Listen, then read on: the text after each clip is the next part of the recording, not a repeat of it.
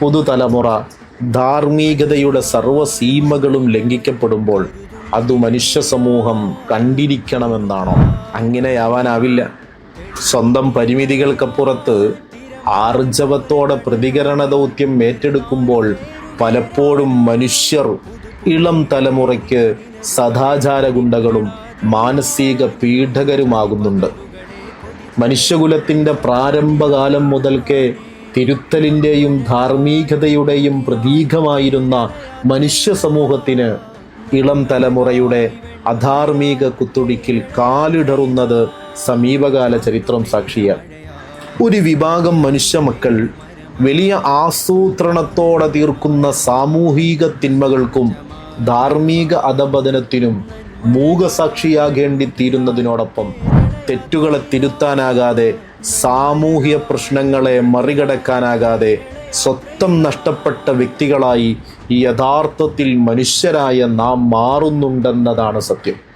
പുതിയ കാലത്തെ തലമുറയിൽ അധാർമിക പ്രവണതകൾ സാധാരണയായി കണ്ടുവരുന്നത് ശുഭസൂചകമായി കണ്ടുകൂടെന്നു മാത്രമല്ല, അതിൻ്റെ അനുരണനങ്ങളുടെ വ്യാപ്തി ഒരുപക്ഷെ ഒരു സാധാരണക്കാരനായ മനുഷ്യൻ്റെ ചിന്തയ്ക്കും യുക്തിക്കും അപ്പുറത്താകുമെന്നും അനുമാനിക്കേണ്ടിയിരിക്കുന്നു.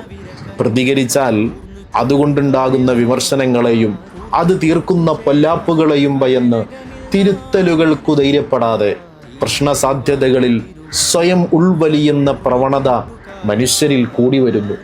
ഈ നയം തുടർന്നാൽ അത് നമ്മെ കൊണ്ട് ചെന്നെത്തിക്കുന്ന സാഹചര്യങ്ങളെപ്പറ്റി ക്രിയാത്മകരമായി പഠിക്കുന്നതും ഉചിതമായ പ്രതിവിധികളിലേക്ക് സമൂഹത്തെ രൂപപ്പെടുത്തേണ്ടതും ആരുടെ ഉത്തരവാദിത്വം എന്നത് ഒരു ചോദ്യചിഹ്നമായി അവശേഷിക്കുന്നു.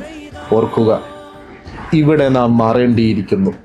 വിമർശനങ്ങളെ ഭയക്കാതെ ബഹുസ്വരതയെ മാനിക്കുന്ന നന്മയോടുള്ള പ്രവർത്തനങ്ങളിൽ നാം ക്രിയാശേഷിയോടെയും അതിലേറെ ജാഗ്രതയോടെയും നാം ഇടപെടേണ്ടിയിരിക്കുന്നു.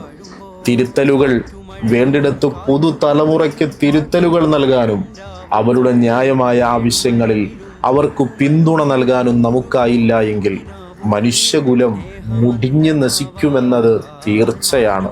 കാലത്തെ കടഞ്ഞെടുത്ത ഒരു നൂറ്റാണ്ട് കാലം കാലത്തെ കടഞ്ഞെടുത്ത സമസ്ത എന്ന പ്രസ്ഥാനത്തിൻ്റെ സാരഥി, ഒരു മഹാമനുഷ്യൻ, സുൽത്താനുൽ ഉലമയുടെ കേരള മുസ്ലിം ജമാഅത്ത് കേരള യാത്ര മനുഷ്യർക്കൊപ്പം എന്ന പ്രമേയത്തിൽ ഇന്ന് മലപ്പുറം തിരൂരെത്തും.